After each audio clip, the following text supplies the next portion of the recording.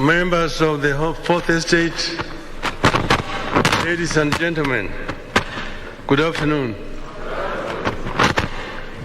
We have a statement that we want to issue today following the general elections that were held in our country. Today, I want to address my fellow Kenyans and the international community about the 2022 Kenyan elections and the role of the Independent Election and Boundaries Commission, the IEBC, the body mandated by the Constitution and the law to conduct and manage elections. On August 9th, 2022, millions of Kenyans turned out in large numbers in an attempt to choose their leaders at the national, county, and local levels after long and generally peaceful campaigns. But yesterday, August 15th, our budding democracy suffered a major setback. As a result, Kenya faces a grave legal and political crisis as a result of the actions of Mr. Wafula Chebukati, the chairperson of the IEBC. The Constitution and our laws are clear about how the IEBC should conduct its business. There is no more important role for the IEBC than the conduct, transmission, and tallying of the presidential election. We are painfully aware of the past political biases by the IEBC that plunged this country into its darkest chapter. The terrible memories of the aftermath of the 2007 elections are still fresh in our minds. In 2017, the Supreme Court of Kenya nullified the presidential election again because of the misconduct of the IEBC. What we saw yesterday was a travesty and a blatant disregard of the Constitution and the laws of Kenya by Mr. Chebukati and a minority of IEBC commissioners.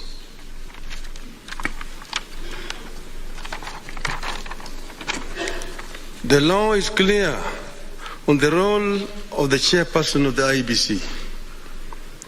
The law does not vest in the chairperson the powers of a dictator to rule the IEBC unilaterally.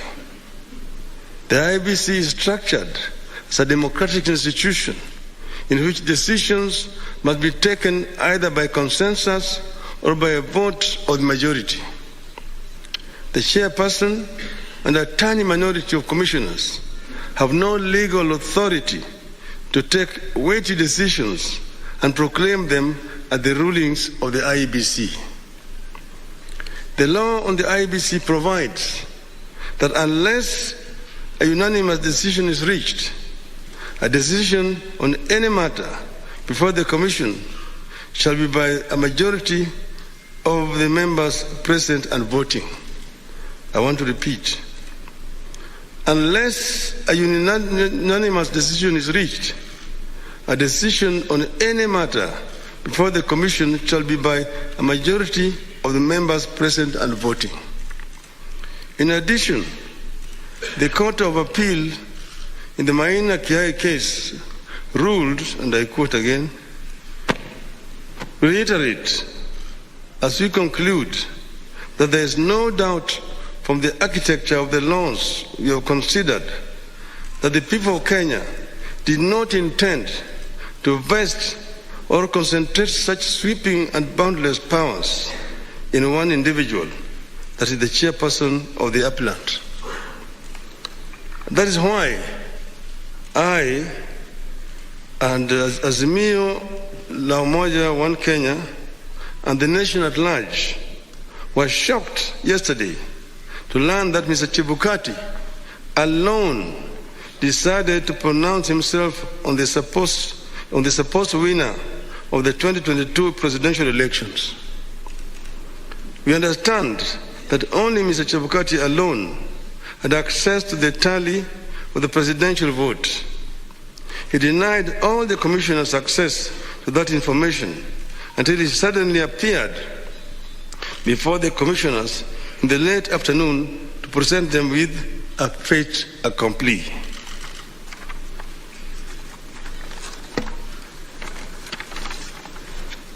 Barely 2 hours before his announcement, Mr. Chebukati called a meeting of the IEBC and revealed to them the different results he was going to announce.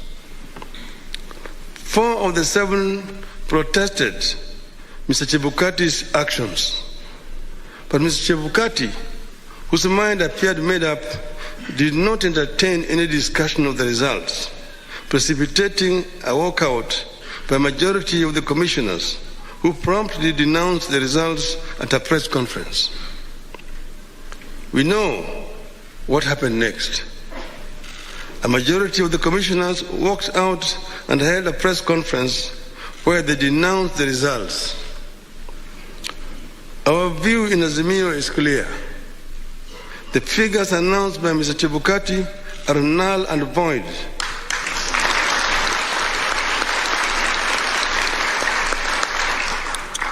I repeat, the figures announced by Mr. Chebukati are null and void and must be quashed by a court of law. In our view, there is neither a legally and validly declared winner nor a president-elect. Mr. Chebukati's announcement purporting to announce a winner is a nullity. He acted with gross impunity and in total disregard of the Constitution and our laws. He could have plunged our country into chaos had our supporters not exercised great restraint. Such blatant acts of impunity can be a threat to the security of our country.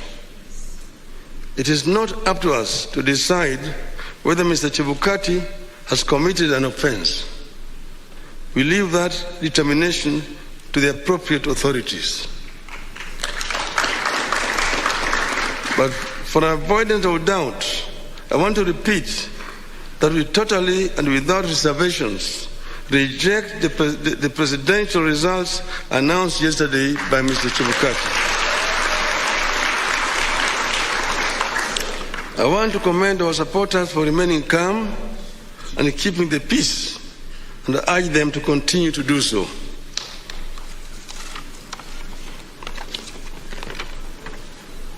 Let no one take the law into their own hands. We are pursuing constitutional and lawful channels and processes to invalidate Mr. Chebukati's illegal and unconstitutional pronouncement.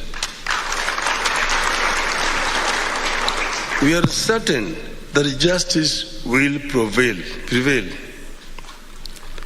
I want to further commend the heroism of the 4 commissioners, the majority of the IEBC, who stood up to the bullying and the illegal conduct of Mr. Chebukati. We are proud of them and ask them not to fear anything. Kenyans are with them. Today, I do not want to fully address our strategies going forward, but suffice it to note that we will be pursuing all constitutional and legal options available to us. We will do so because we regard the many flaws in the elections and the wrongs committed by the IEBC as fatal to the process and the outcome announced by Mr. Chebukati. We urge Kenyans and the friends and partners of Kenya abroad to stand tall and be counted as we seek to advance the ideals of democracy and an open society that we have always stood for. We will pursue justice for our supporters and for all Kenyans so that their choices are respected and honored. May God bless you and may God bless Kenya.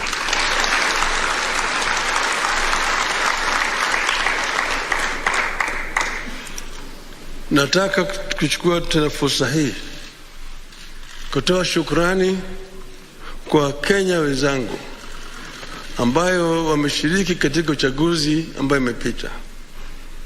Wameonyesha ujasiri, wameonyesha uzalendo na upendo kwa nchi yao. Wakenya kila mahali walijitokeza wakapiga kura kwa njia ya amani. Na sasa yale ambayo yalibaki ni tume ya uchaguzi kuhakikisha kwamba ile ndoto ya Wanakenya imeheshimiwa.